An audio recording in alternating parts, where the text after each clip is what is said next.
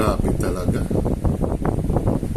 Wala naman pagbabago ng mga ibang mga PI na taxi driver, mga kababayan ko. Ito, meron na naman. Anak ng... Good morning po, good afternoon, good evening. Welcome po sa channel ko po, Tito Nice Vlogs. Oh, nakita niyo yung paunang payag ko. Ayoko na pong magalit. Ayoko na pong bumaba na po aking BP. From naging 170, isang araw nag 126. Nagbabago-bago eh. Napapluctuate eh. May 130, may 133. Hindi ko na alam kung mag-BP ako ngayon kasi morning and evening pinamamonitor ng aking cardio eh. O ito na naman mga kababayan ko. Isang taxi driver na sugapa sa pera na hindi ko alam kung anong gagawin dito ng gobyerno eh. Kung sa ibang bansa yan, baka nilagay na yan sa ano eh. Sa isang nakakabwisyo ito, mga balita mga babayan. Grabe. Yung isang araw mga babayan ko, di ba isang taxi driver, last Thursday ata yung Friday. Si Felix, aba, may hawak, ano pala, protektado pala ng airport police mga kababayan ko. Oh, ayun, ang ginawa nila, dapat matanggal din sa trabaho. Hindi i-relieve ha, matanggal din sa trabaho yung mga airport police na yan, mga kakapal mga pagbumuka. Oh, ito na naman. Alam nyo kung magkano singil?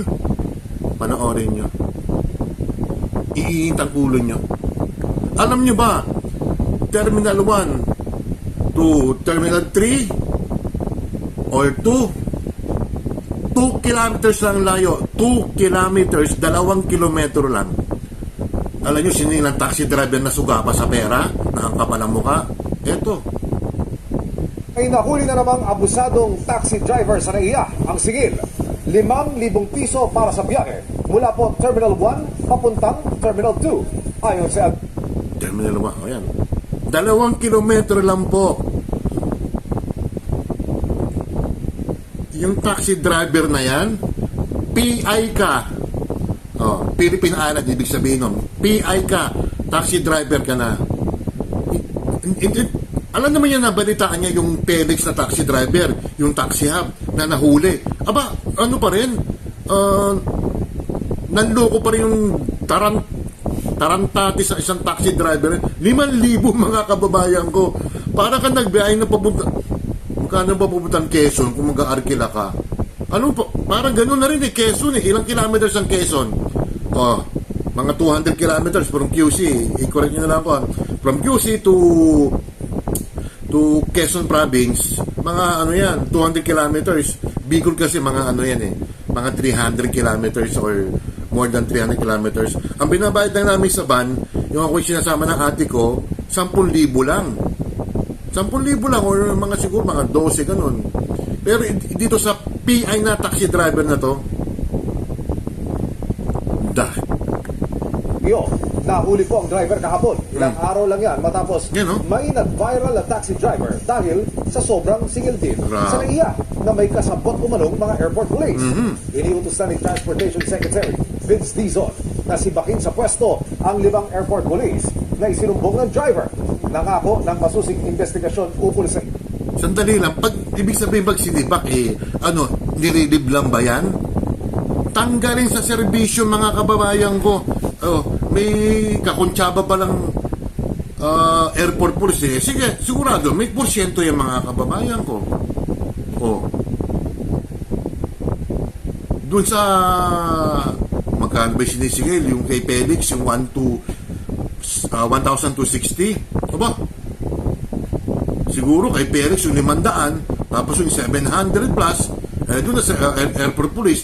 O nakakailan panloloko yung mga taxi driver na yan. Yung sumili ng 5,000, hindi minsan nang ginawa na yan, yung PI na yan. Yung Philippine Island, ang PI means, yun. Grabe, kung nakakamatay lang ang PI. Issue ang Manila International Airport Authority. Nakikipag-ugnayan sa LTO para verifikahin ang mga questionable ticket violations na inisyu umano sa mga taxi driver at sa airport. Ano nga Siyempre, kaya malakas ang loob mga kababayan ko ng mga taxi driver, may protection sila Oh. Yun ang sinabi ng kinanta ng Felix sa driver na yun bakit itong nahuli itong 5,000 ang singil? Wala bang protection din yan sa mga airport police? Grabe talaga ang natin ngayon, ang korupsyon natin ngayon.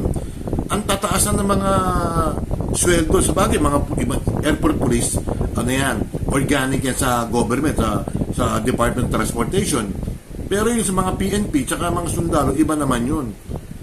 Nevertheless, mga babayan ko, government employee pa rin yung airport police na yan, ang kapal ng mukha. Yung mga hindi nakanood baka ulitin natin, yung meron na naman na grabe, 5,000. That's $100. Grabe, 2 kilometers. Ang kapal ng mukha. Pinapakain sa pamilya niya yung galing sa pangi-scam. Kaya, inuulit ko sabagay nasabi sa akin ni yung taga-HK, si Miss Pretty Jane, na hindi siya pumapayag. At saka iba dyan, yan sila Evelyn, mga nasa Macau, sila Shin, sila Tugang, Michi, sila Cha, yan, hindi talaga sila nagpapaloko. Much better nga talaga mga kababayan ko, mag-grab kayo.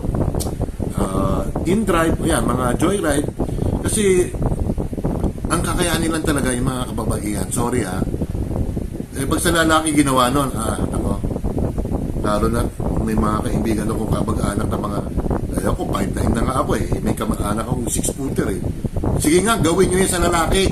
Kayo mga taxi driver ng mga sugapa sa pera, gawin nyo nga. I dare you.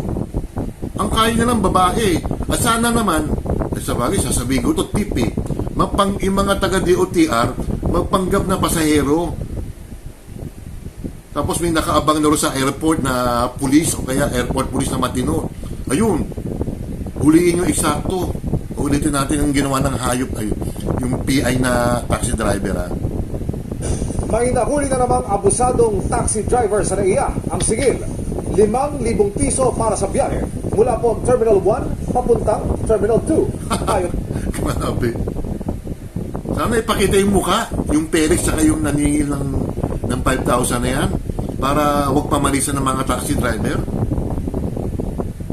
Kawawa na nga kayo, tapos gagawa pa kayo ng illegal. Lugi na nga kayo sa mga boundary kasi dahil yung nakakaraang vlog ko, marami kayong kalaban mga TNBS, marami kayong kalaban. At saka yung mga angkas na yan, mga joyride na yan, mga move it. Tapos hindi pa kayo lalaban ng patas.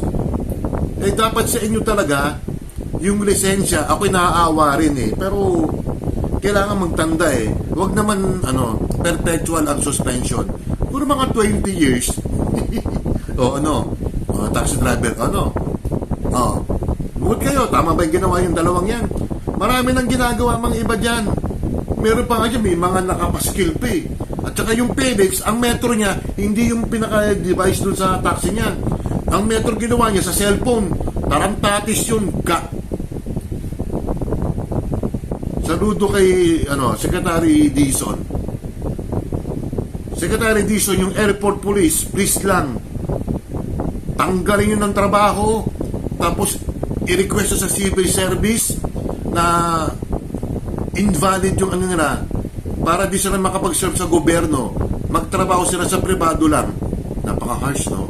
Dapat naman talaga kailangan bigyan ng leksyon niya mga walang yan. Di mura yung walang niya, Grabe, 5,000. Tinalo mo si Felix, 2 kilometers lang, 5,000 sisingilin mong PI ka ng taxi driver ka na. Meron na, ito, sasabihin ko, buti nga. Buti nga, nahuli kayo, mga walang, buti nga. Tama yung ginawa ni Secretary. Tsaka, inuulit ko, yung airport police, Secretary Dizon,